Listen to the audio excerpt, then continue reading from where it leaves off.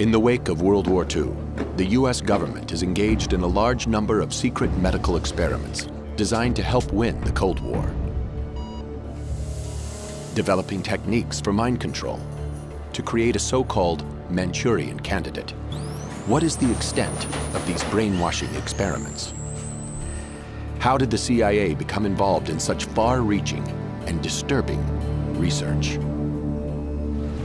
In May 1953, scientists at Porton Down are researching one of the most lethal nerve agents known to man, sarin. The experiments are conducted on military volunteers, but the young servicemen have no idea what they are letting themselves in for. On the board there was a separate notice, typed, which said in so many words, volunteers wanted to help find a cure for the common cold. By volunteering, Ken Earl becomes an unsuspecting guinea pig in the war against the Soviets. On May 4th at Porton Down, he and 5 other Air Force men are led into a small room by 2 technicians. We were told by the 2 men to roll up the left sleeve.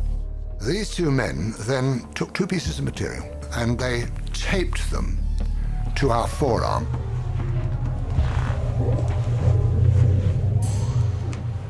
They then gave us each a respirator and that we were not, under any circumstances, to take off the respirator. And the door was sealed behind us. It was very, very poky, a small building. And I found out since it was a gas chamber, which puts the fear of death into you, of course. And this technician, with a vial and a pipette, went round each of us, and he dripped onto this piece of material 20 drops in 2 rows. The clear liquid is sarin nerve agent. It is quickly absorbed into the arm through the skin. The effects are immediate. I became absolutely claustrophobic. I didn't know what sheer terror there is in being trapped and not being able to breathe properly. You feel you can't breathe. I was sweating profusely. And I now, even today, have nightmares about it. After half an hour, we were released, gasping and spluttering and sweating into the open air. Beautiful sunny May morning. Absolute bliss. What a wonderful thing to be alive. The corresponding paperwork clearly states the purpose of the experiment is to determine the lethal dose of sarin. After the Korean War, disturbing new intelligence reaches Washington. Hundreds of American troops are still being held captive, subjected to brainwashing experiments, and then killed. Mind control research back home intensifies.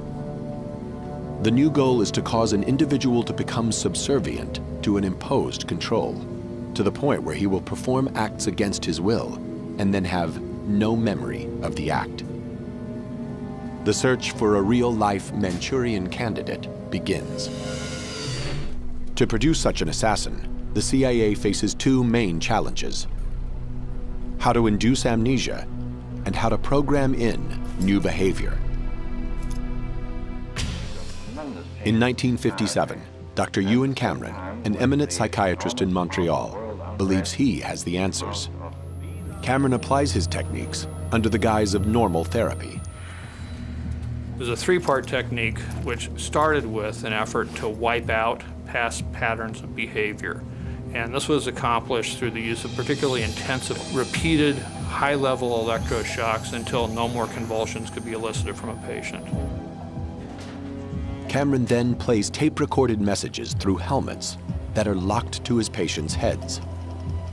This psychic driving forces them to listen to repetitive statements for weeks on end to program in new behavior. And then the final phase was to try to wipe out all recollection of what had happened. And that was accomplished by putting people to sleep for 30, 40 days, accompanied by different kinds of cocktails of drugs. Now, that's not any kind of therapy. That's a brainwashing experiment.